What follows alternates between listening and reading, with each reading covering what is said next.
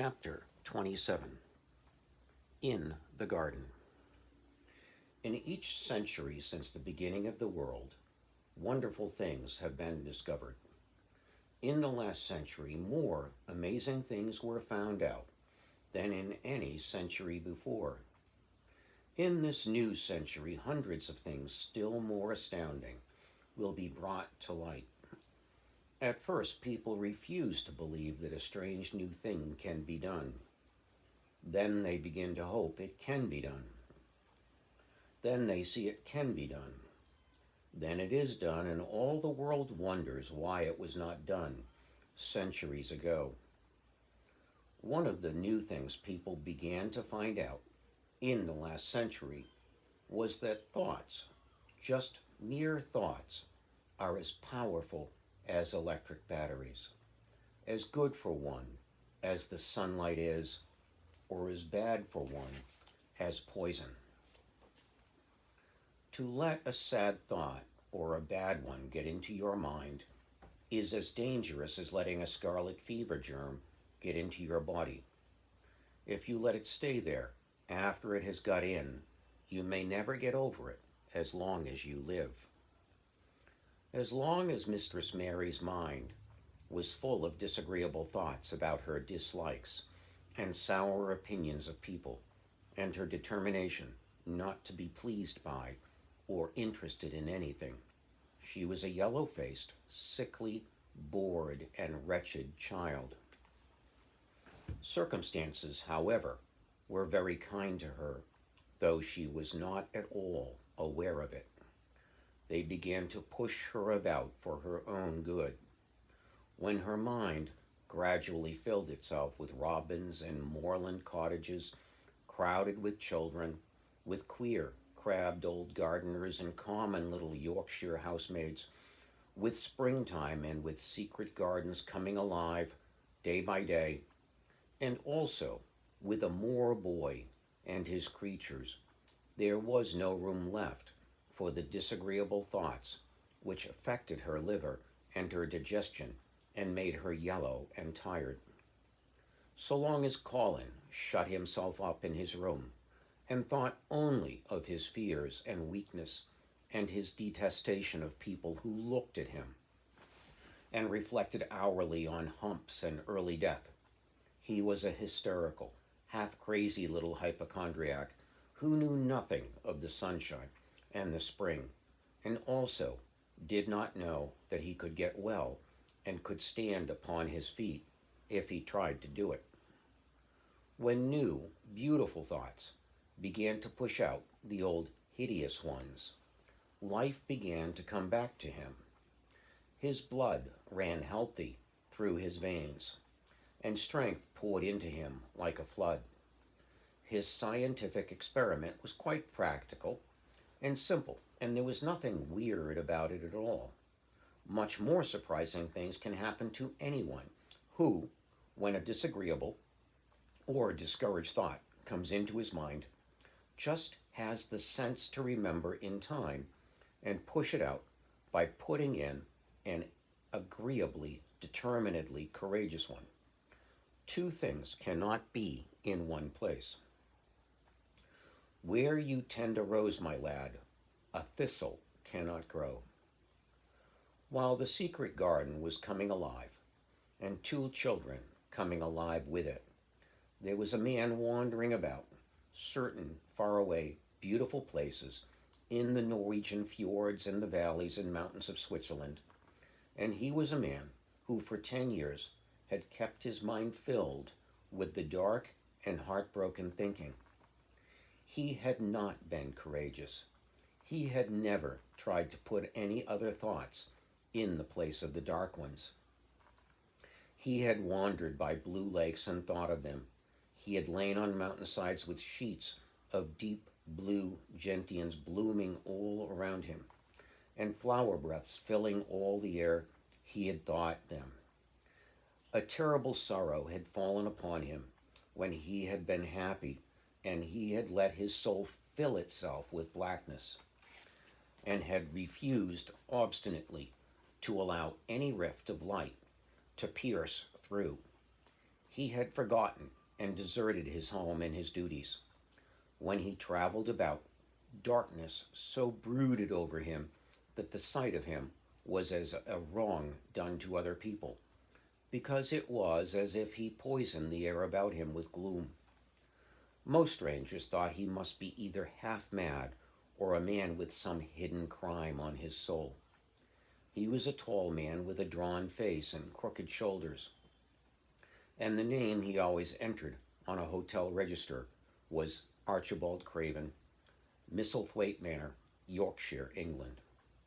He had traveled far and wide since the day he saw Mistress Mary in his study and told her she might have her bit of earth.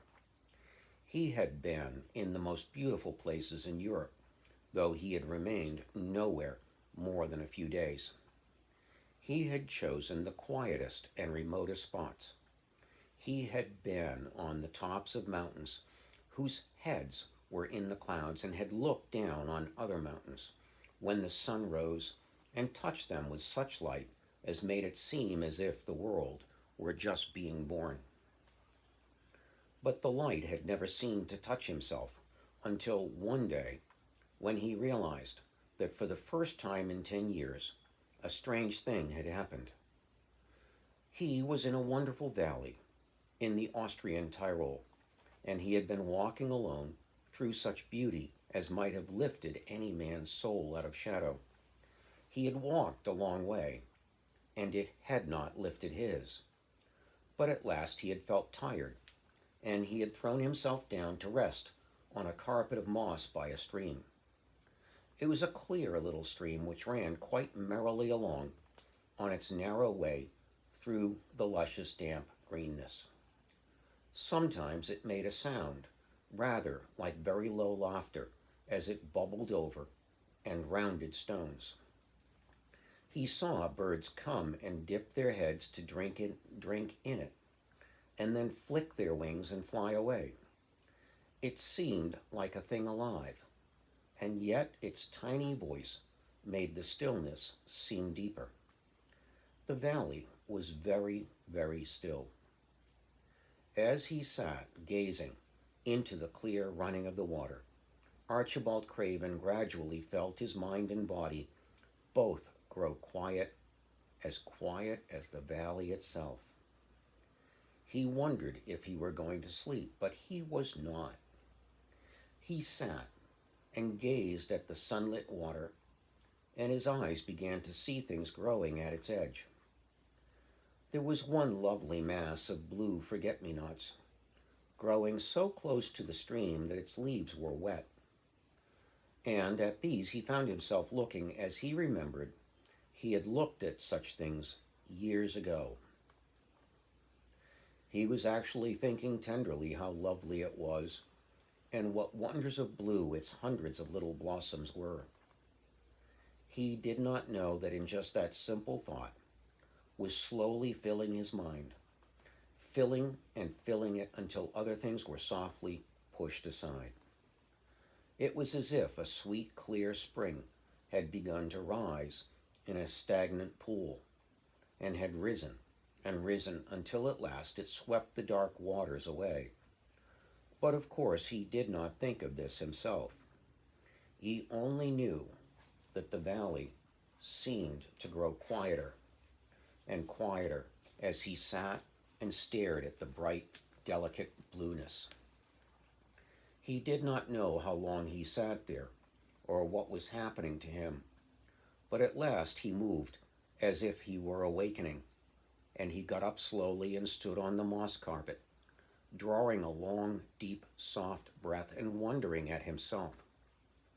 Something seemed to have been unbound and released in him very quietly. "What is it?" he said, almost in a whisper, and he passed his hand over his forehead. "I almost feel as if I were alive." I do not know enough about the wonderfulness of undiscovered things to be able to explain how this had happened to him. Neither does anyone else yet. He did not understand at all himself. But he remembered this strange hour months afterwards when he was at Misselthwaite again, and he found out, quite by accident, that on this very day Colin had cried out as he went into the secret garden, "I am going to live for ever and ever and ever." The singular calmness remained with him the rest of the evening, and he slept a new, reposeful sleep, but it was not with him very long. He did not know that it could be kept. By the next night he had opened the doors wide to his dark thoughts, and they had come trooping and rushing back. He left the valley and went on his wandering away again. But strange as it seemed to him, there were minutes, sometimes half hours, when, without his knowing why, the black burden seemed to lift itself again, and he knew that he was a living man and not a dead one. Slowly, slowly, for no reason that he knew of, he was coming alive with the garden. As the golden summer changed into deep golden autumn, he went to the Lake of Como. There he found the loveliness of a dream. He spent his days upon the crystal blueness of the lake, or walked back into the soft, thick verdure of the hills, and tramped until he was tired so that he might sleep. But by this time he had begun to sleep better, he knew, and his dreams had ceased to be a terror to him. Perhaps, he thought, my body is growing stronger. It was growing stronger, but because of the rare peaceful hours when his thoughts were changed, his soul was slowly growing stronger too. He began to think of Misselthwaite and wonder if he should not go home. Now and then he wondered vaguely about his boy and asked himself what he should feel when he went and stood by the carved four-posted bed again and looked down at the sharply chiseled, ivory-white face while it slept, and the black lashes rimmed so startlingly the close-shut eyes. He shrank from it. One marvel of a day, he had walked so far that when he returned, the moon was high and full, and all the world was purple shadow and silver. The stillness of the lake and shore and wood was so wonderful that he did not go into the villa he lived in. He walked down to a little bowered terrace at the water's edge and sat upon a seat and breathed in all the heavenly scents of the night. He felt the strange calmness stealing over him, and it grew deeper and deeper until he fell asleep. He did not know when he fell asleep and when he began to dream.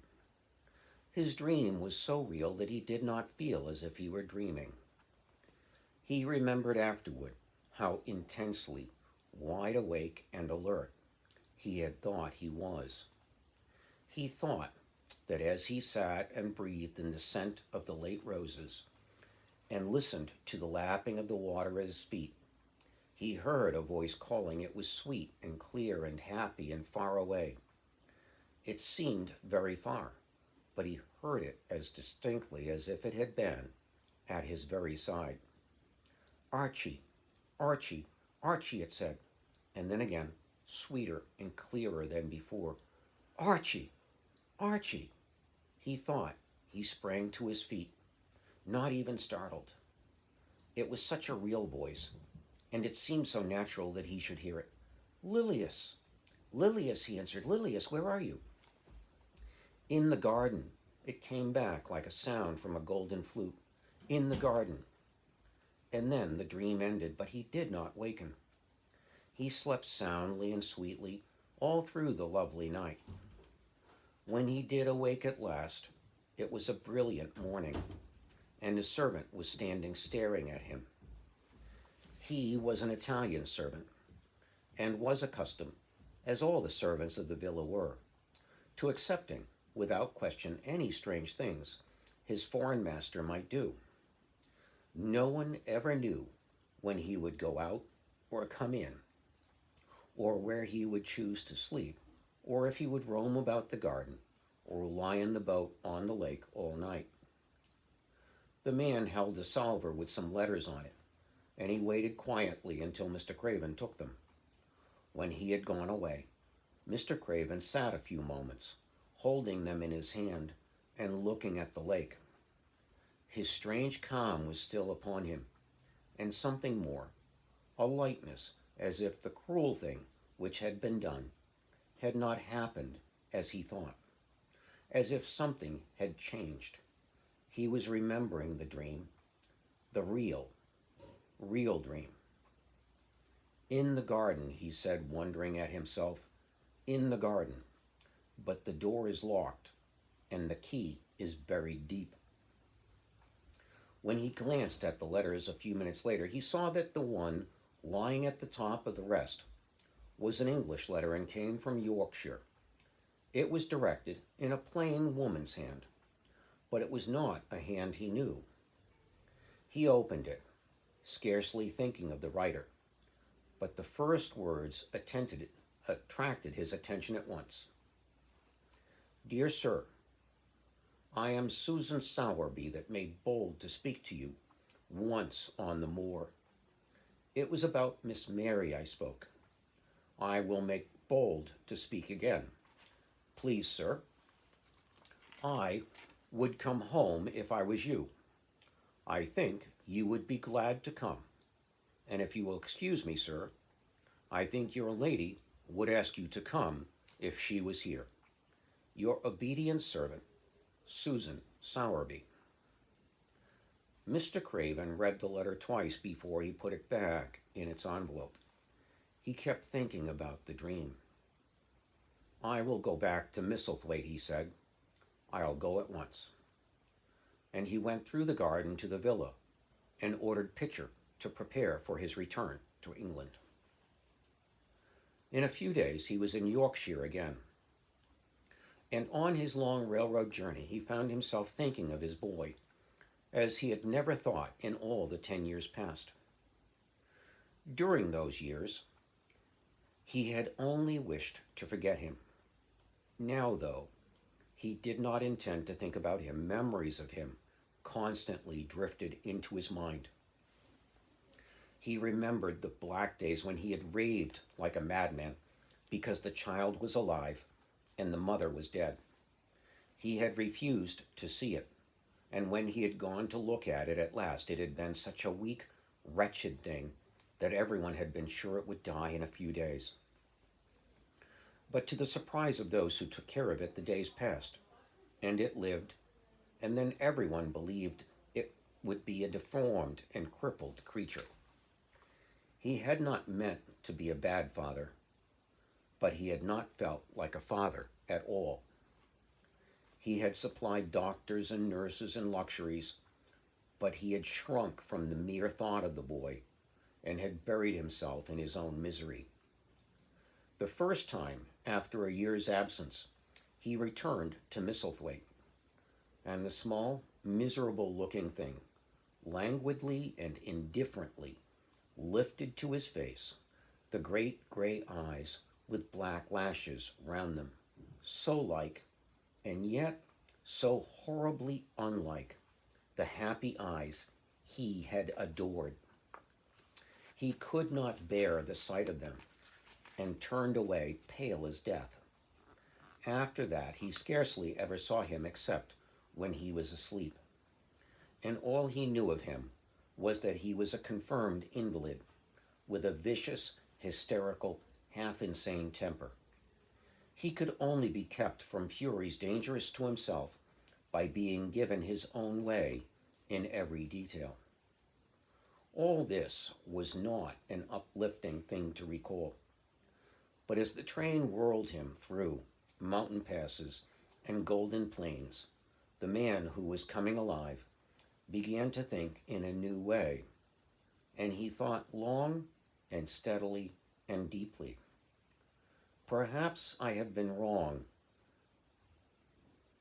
Perhaps I have been all wrong for 10 years, he said to himself.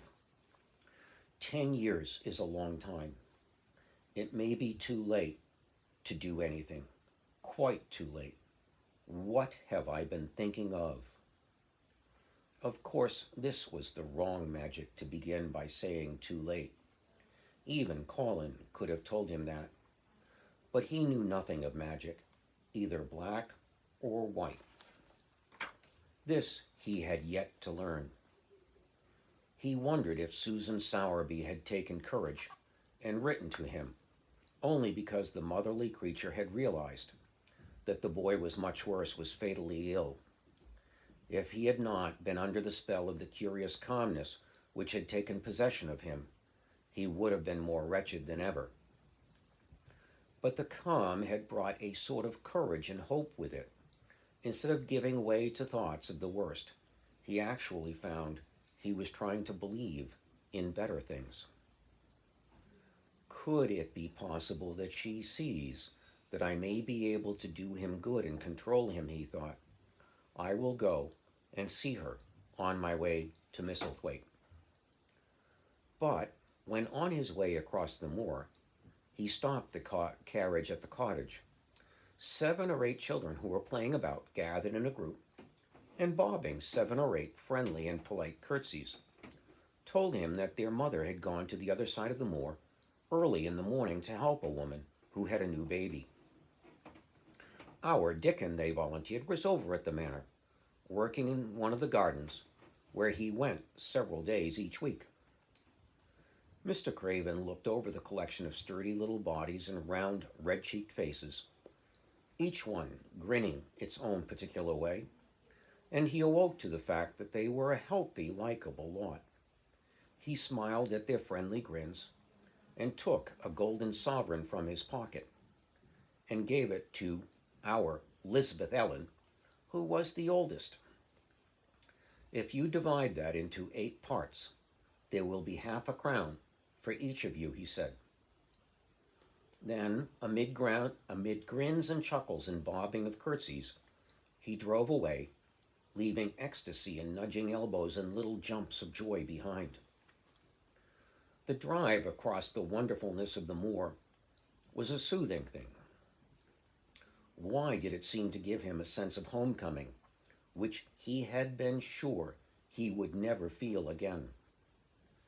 That sense of beauty, of land and sky, and purple bloom, of distance and a warning of the heart at drawing nearer to the great old house which had held those of his blood for 600 years. How he had driven away from it the last time, shuddering to think of its closed rooms, and the boy lying in the 4-posted bed with the brocaded hangings. Was it possible that perhaps he might find him changed a little for the better, and that he might overcome his shrinking from him? How real that dream had been, how wonderful and clear the voice which had called back to him, "In the garden, in the garden. I will try to find the key," he said. "I will try to open the door. I must, although I don't know why." When he arrived at the manor, the servants who received him with the usual ceremony noticed that he looked better, and that he did not go to the remote rooms where he usually lived, attended by Pitcher. He went into the library and sent for Mrs. Medlock. She came to him, somewhat excited and curious and flustered. "How is Master Colin Medlock?" he inquired. "Well, sir," Mrs. Medlock answered. He's different, in a manner of speaking." "Worse?" he suggested. Mrs. Medlock really was flushed. "Well, you see, sir," she tried to explain, "neither Dr. Craven, nor the nurse, nor me can exactly make him out." "Why is that?" "To tell the truth, sir, Master Colin might be better, and he might be changing for the worst. His appetite, sir, is past understanding, and his ways? Has he become more peculiar?" her master asked, knitting his brows anxiously. That's it, sir. He's growing very peculiar when you compare him with what he used to be. He used to eat nothing, and then suddenly he began to eat something enormous, and then he stopped again all at once. And the meals were sent back just as they used to be. You never knew, sir, perhaps, that out of doors he never would let himself be taken. The things we've gone through to get him out in a chair would leave a body trembling like a leaf. He'd throw himself into such a state that Dr. Craven said he couldn't be responsible for forcing him. Well, sir, just without warning, not long after one of his worst tantrums, he suddenly insisted on being taken out every day by Miss Mary and Susan Sowerby's boy, Dickon, that could push his chair. He took a fancy to both Miss Mary and Dickon. And Dickon brought his tame animals, and if you'll credit it, sir, out of doors he will stay from morning until night. How does he look? Was the next question. If he took his food natural, sir, you'd think he was putting on flesh. But we're afraid it may be a sort of bloat. He laughs sometimes in a queer way when he's alone with Miss Mary. He never used to laugh at all. Dr. Craven is coming to see you at once if you'll allow him. He never was as puzzled in his life. Where is Master Colin now? Mr. Craven asked. In the garden, sir. He's always in the garden, though not a human creature is allowed to go near for fear they'll look at him. Mr. Craven scarcely heard her last words. In the garden, he said. And after he sent Mrs. Medlock away, he stood and repeated it again and again. In the garden. He had to make an effort to bring himself back to the place he was standing in. When he was on the earth again, he turned and went out of the room. He took his way, as Mary had done, through the door in the shrubbery and among the laurels in the fountain beds. The fountain was playing now and was encircled by beds of brilliant autumn flowers. He crossed the lawn and turned into the long walk by the ivied walls. He did not walk quickly, but slowly, and his eyes were on the path. He felt as if he were being drawn back to the place he had so long forgotten, and he did not know why. As he drew near it, his step became still more slow. He knew where the door was, even though the ivy hung thick over it, but he did not know exactly where it lay, that buried key. So he stopped and stood still, looking about him. And almost the moment after he had paused, he started and listened, asking himself if he were walking in a dream. The ivy hung thick over the door. The key was buried under the shrubs. No human being had passed that portal for 10 lonely years. And yet, inside the garden, there were sounds. They were the sounds of running, scuffling feet, seeming to chase round and round under the trees. They were strange sounds of lowered, suppressed voices, exclamations, and smothered, joyous cries. It seemed actually like the laughter of young things, the uncontrollable laughter of children who were trying not to be heard, but who in a moment or so, as their excitement mounted, would burst forth. What in heaven's name was he dreaming of? What in heaven's name did he hear?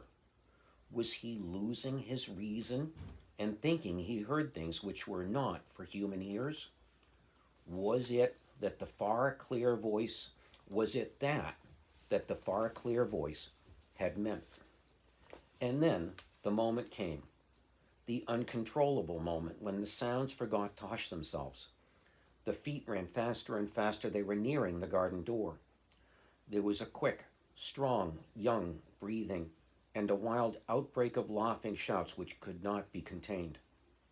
And the door in the wall was flung wide open, the sheet of ivy swinging back, and a boy burst through it at full speed and, without seeing the outsider, dashed almost into his arms.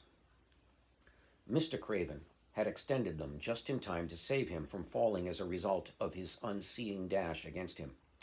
And when he held him away to look at him, his amazement at being there, he truly gasped for breath.